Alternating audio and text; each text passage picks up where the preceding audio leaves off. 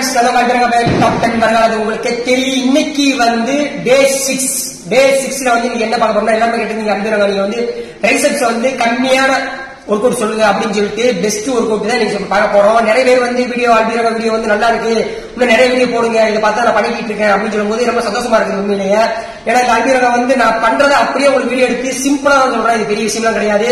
உடற்பயிற்சி எல்லாருக்குமே தேவை, அதை தான் சொல்றேன். இப்போ வந்து நம்ம என்ன பார்க்க போறோம்னா வந்து ட்ரைசெப்ஸ் தான் பத்தி பார்ப்போம். ட்ரைசெப்ஸ் எப்படி வரும், இந்த ஒர்க் அவுட் நான் வந்து ஜிம்ல போடுவேன்.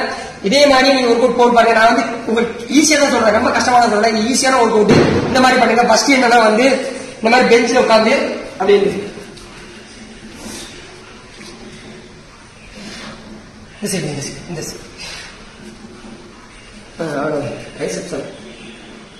இந்த மாதிரி வந்து ஒரு 30 ஒரு 3 செட்டு போடுங்க. அது மாதிரி வெயிட் கம்மியா வச்சு போட்டீங்கன்னா ரொம்ப உங்களுக்கு ஹெல்ப்ஃபுல்.